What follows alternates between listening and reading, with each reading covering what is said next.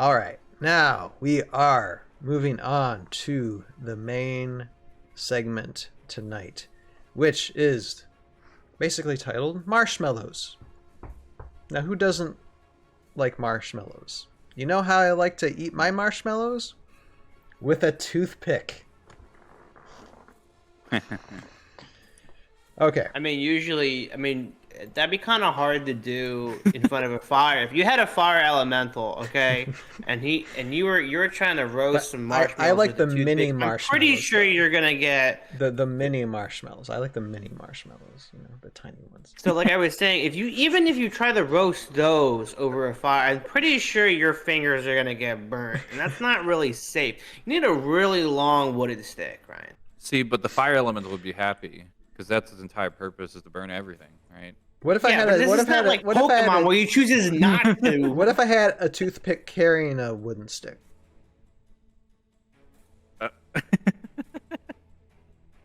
See, but toothpick wants to befriend the elementals. This is where it gets even worse. Because then, if the fire elemental wanted to burn the marshmallow, toothpick would let it. But he would just eat the marshmallow, friends. not the elemental. And the elementals don't eat, so toothpick gets all the marshmallows. Right. Well, anyway, Ryan, introduce us to Marshmallows' description of what the story is actually about. Yes, exactly. So ryguy266. Now, I mean, for those of you who've been listening to the podcast, you are familiar with this author now because we have read a few of his short stories.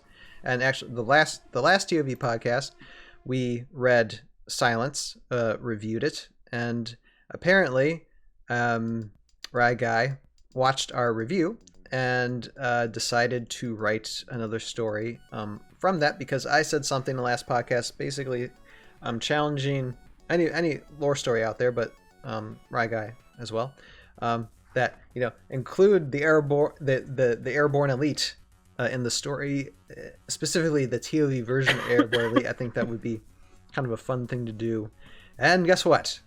He did. So I figured, okay, let's do this. Let's read through this then. And Joe, you're gonna have to give me the honors this time because I just I got it. I got it. So anyway, how about Joe? Here's what I'll do first. How about you read the intro to Marshmallows, and then I'll read the short story itself. How about that? All right.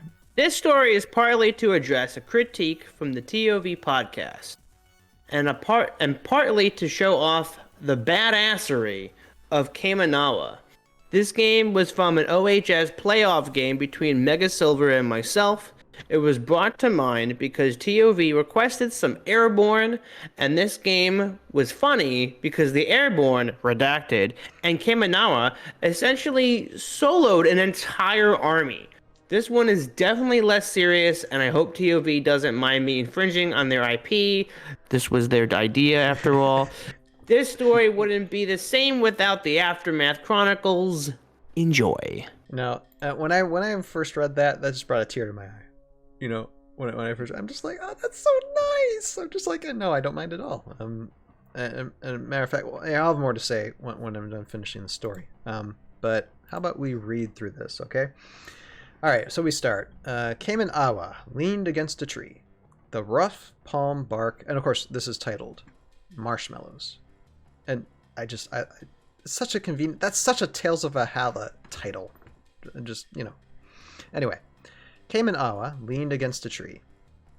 The rough palm bark scraping into his armor. This area was supposed to be clear, yet jungle brush spread throughout the cracked roads and desolate pillars. A holy site, or a trading market. Whatever once stood, it had succumbed completely to nature. How old were those reports that they still marked sniper positions? No. A different approach was necessary. The Morrow scouting advance would stay hidden for now, but stealth was a closer friend to Cayman. He advanced down the road, bow drawn. Wind rustled the jungle brush, the breeze cooling his back. Good. A strong tailwind would only expedite the arrival of his support. The leaves twisted and bent. Cayman drew his bow, firing into the bark of a tree. Branches settled, but his bowstring remained taut. That was no wind. Guttural cries pierced the howls of the wind as creatures tore themselves from the trees.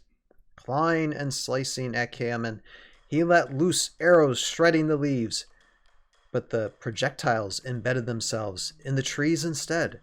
The humanoids lunged at him again, extending themselves into the road, and this time the arrows thudded into their skulls.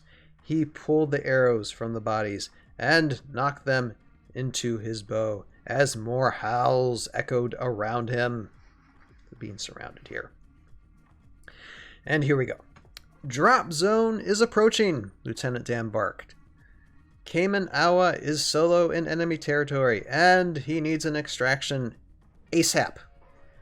Yes, sir, Henderson and Gimp fastened their parachutes as the airship dipped in the strong winds. Sir? What's an extraction? Toothpick asked. Wind speeds are not ideal, Lieutenant Dan continued, ignoring him. But we're well past listening to sense. That man down there is the strongest warrior Einar has. We're not letting him go down without a fight. Yes, sir, Toothpick shouted, reaching to his belt and pulling the pin on a grenade. Toothpick! Cayman raced through the jungle brush, hacking at the plant creatures with his sword. The distant thunder grew louder, drowning out the wind. He drew his bow again, letting loose arrows down the slope. The roar hit him like a tidal wave, knocking him to his feet. Ice crystals hung from his snapped bowstring, and his metal armor bit into his skin. He gasped, diving behind a tree as 3 vicious heads snapped at him.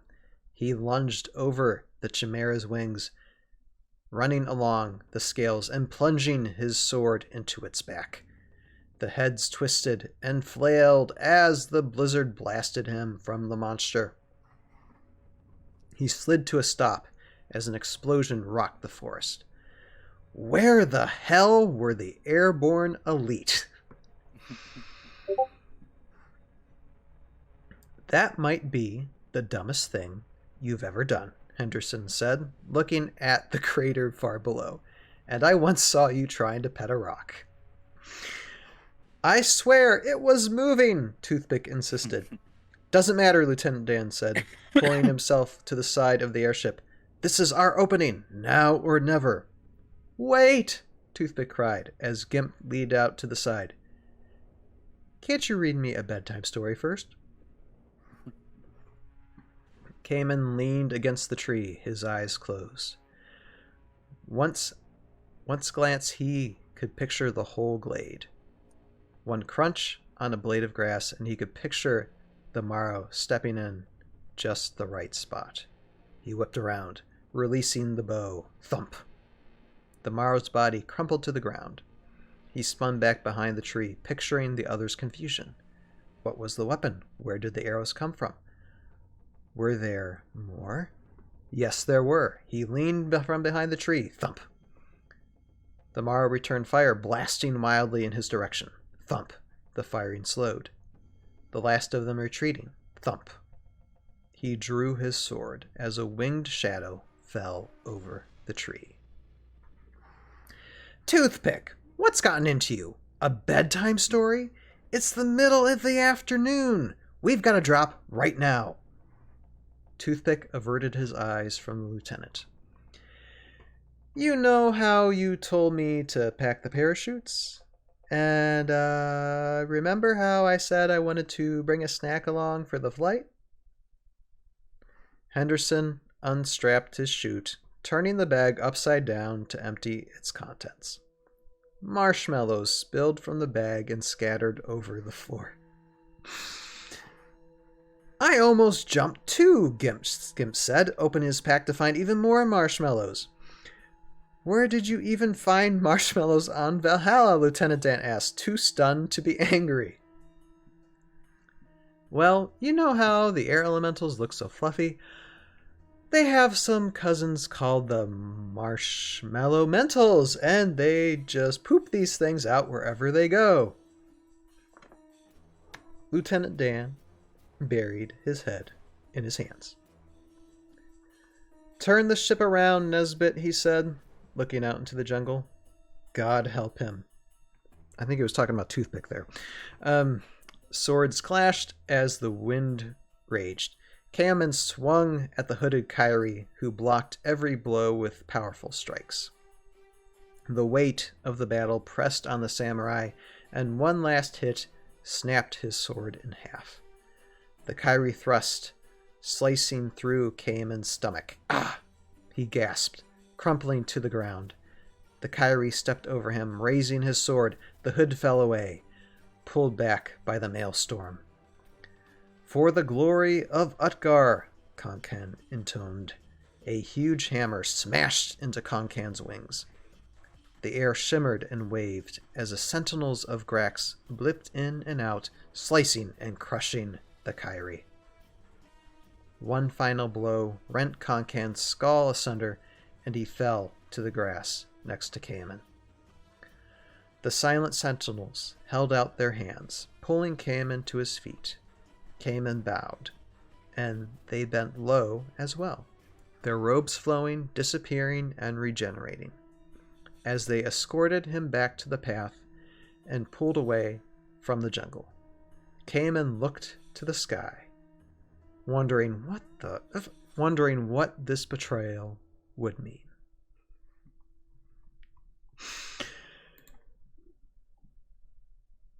All right. Very nice. I got such a kick from this. I mean, and even while reading it, I mean, it was hard not to laugh because, well, first of all, ryguy, I'm going to give you an offer right now, because whenever I assemble a team, because I want to assemble a team of people to write future seasons of Tales of Valhalla, or produce, make future seasons of Tales of Valhalla whenever I get around to that in the coming years.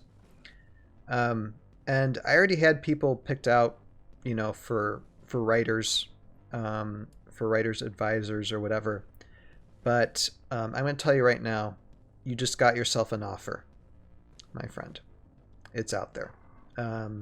Because, I mean, it's not perfect, but you got the Airborne Elite pretty good with their personalities, and how they would say something. So yeah, nicely done. Nicely done. Now, I like it how he includes where is it? Nesbit.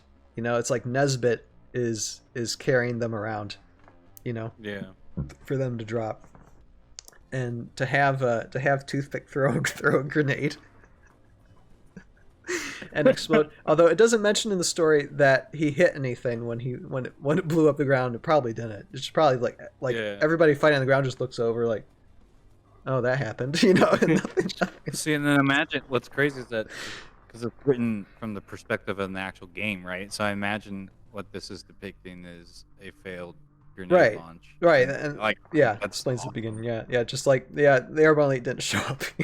Yeah, they didn't even show up. Like they failed their drop move too. So it's just, that's really good. Yeah, no, it's fun.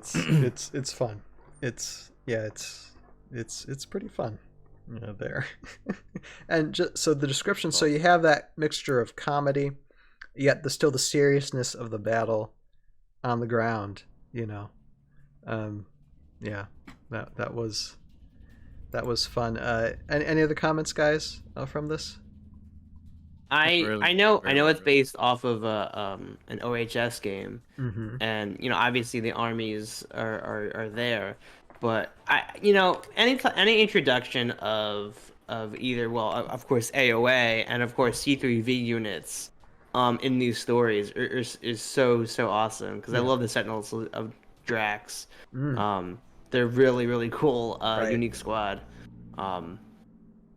So it was cool to see, like, oh, Sentinels. Nice. Absolutely. But yeah, no, Ryguy, once again, you striking it out of the park with this one. Wonderful story. Writing is it's those little descriptive moments. Because I still have it in the back of my head what the rock elementals from last stream from Silence. The within those eyes are the mountains of fear. I'm like, oh my god, it's like those little moments like that to me hook me so much. And even with this one, I think even may not be a line that powerful, but the quote here, it says they have some cousins called the Marshmallows. It sounds like something Toothpick would say. I know, yeah, and they just poop these things out wherever they go. It's like, you know what? That you got me with that one. Yeah, like I said, I think reading that definitely sold me. Yep. Yeah. Would anyone eat that if that was the case? I hope the answer is no. But I mean, Toothpick would. So Toothpick wouldn't. And Lieutenant Dan's reaction to that is just like, I mean, yeah. So Ryguy, you've definitely watched some of ToV a little bit, just because the responses, for these, to Toothpick's antics. It does sound like something Toothpick would do too. Yeah, it's just beautiful. Yeah. And anything else?